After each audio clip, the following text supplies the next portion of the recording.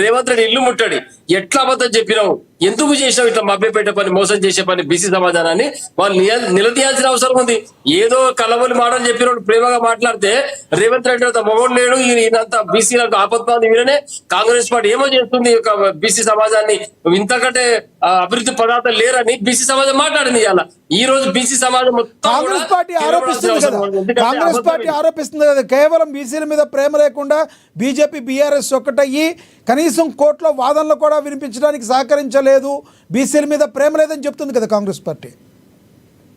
సిగ్గుండాలి, సిగ్గుశరం ఉండాలి కాంగ్రెస్ పార్టీకి. బీసీ సమాజం కాదంటే 5 దశాబ్దాలు భారతదేశాన్ని అప్రతిహతంగా వెళ్ళింది కాంగ్రెస్ పార్టీ కదా. పైన కాంగ్రెస్ పార్టీ, కింద కాంగ్రెస్, అసెంబ్లీలో వాళ్ళే, రాజ్యసభలో వాళ్ళే, పార్లమెంట్ లో వాళ్ళే. అప్పుడెందుకు గుర్తుకురాలి బీసీ సమాజం? ఎక్కడ పోయింది బీసీ సమాజం? దానికి ఉదాహరణ చెప్తున్నారు రామ్మోహన్ గారు, దానికి వాళ్ళు ఉదాహరణ ఒకటి చెప్తున్నారు. మీ బీసీలని రిజర్వేషన్లు తగ్గించింది బీఆర్ఎస్ పార్టీ గతంలో అని చెప్పి వాళ్ళు చెప్తున్నారు కదా. బీసీ సమాజం రిజర్వేషన్ తగ్గించింది ఎందుకంటే ఆ రోజు రాజ్యాంగం ఏం చెప్పిందో ముఖ్యమంత్రి అదే చేస్తారు. బీసీలకు అన్యాయం చేయాలని ఎవరికి కూడా ఉండదు, అది గుర్తుపెట్టుకోవాలి. ఆ రోజు కాంగ్రెస్ పార్టీ గాడిద పండు దోముతున్నారు. మరి లీడర్లు అందరూ ఏం చేస్తున్నారు? కాంగ్రెస్ పార్టీ నాయకులు ఎందుకు కోర్టుకు మరి ఎందుకు ప్రశ్నించలేదు?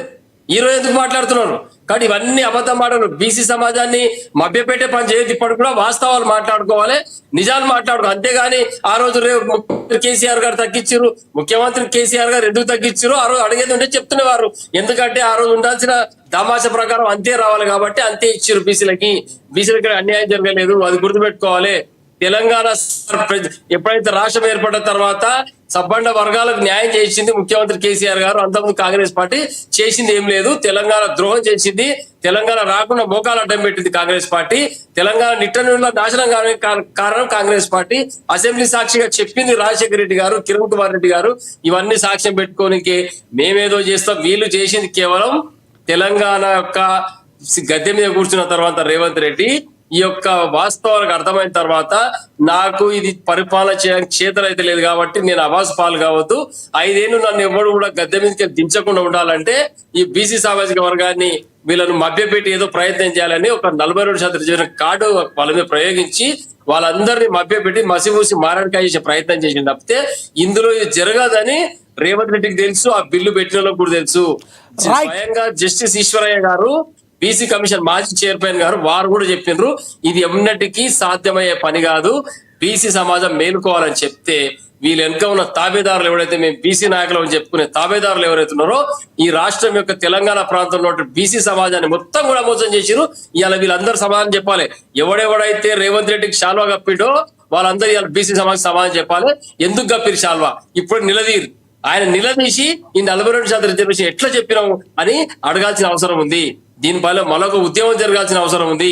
ఈ బంధు పెట్టుడు కాదు, రేవంత్ రెడ్డిని ప్రజా కోర్టులో నిలబెట్టాలి. ఫస్ట్ నిలబెట్టి అడగాలి కాంగ్రెస్ మంత్రులందరినీ, కాంగ్రెస్ బీసీ నాయకులందరినీ ఊర్లలో నిలబెట్టి ఎందుకు అబద్ధం చెప్పారు, ఓట్లు వేయించుకొని గెలిచిన తర్వాత ఎందుకు ఇట్లా మోసం చేసిరని అడగాల్సిన అవసరం ఉంది. అప్పుడు కానీ కాంగ్రెస్ వాళ్ళకి బుద్ధి రాదు. ఎన్ని మాట్లాడతారని ఇట్లా అబద్ధం ప్రతిదీ అబద్ధమే, ప్రతిదీ మోసం, కుట్ర. 7 దశాబ్దాలు గడిచిపోయింది భారతదేశ స్వతంత్రం వచ్చి. ఇంకా కాంగ్రెస్ పార్టీ గుప్పిట్లో పెట్టుకొని రాహుల్ గాంధీ చెప్పిండు, సోనియమ్మ చెప్పింది. ఏం సిగ్గుశరం ఉండాలి కాంగ్రెస్ వాళ్ళకు. ఏమన్నా చీమునెత్తురుంటే ఊరేసుకొని సాగుంటే అందరు కలిసి ఇదే మీరు చేసే పని. ఎందుకు వ్యక్తిగతంగా మీరు అంత ఘాటుగా వ్యాఖ్యానించాల్సిన అవసరం లేదు. గతంలో కేసీఆర్ ప్రభుత్వం కూడా చెప్పినవన్నీ కూడా ఇమీడియట్లీ వినండి లక్ష్మీరావు గారు, బీసీ ఆశలు పెట్టుకుంది. ఎన్నో ఆశలతోటి యువకులు, నవ యువకులు అందరు రాజకీయాల్లోకి రావాలి, మేము ఊరికి సేవ చేయాలని చాలా మంది యువకులు, మేధావులు, విద్యావంతులు, రిటైర్డ్ ఎంప్లాయీస్ కూడా ఈ రోజు ఎలక్షన్ నిలబడడానికి తయారైతే వాళ్ళని నిట్టంగా మోసం చేసింది రేవంత్ రెడ్డి అబద్ధాలు చెప్పి. ఈ రోజు 42% ఉన్న రిజర్వేషన్ 24-22 వస్తుంది. ఈ 20 మంది ఏం చేయాలి? మరి వాళ్ళ పరిస్థితి ఏం చేయాలా?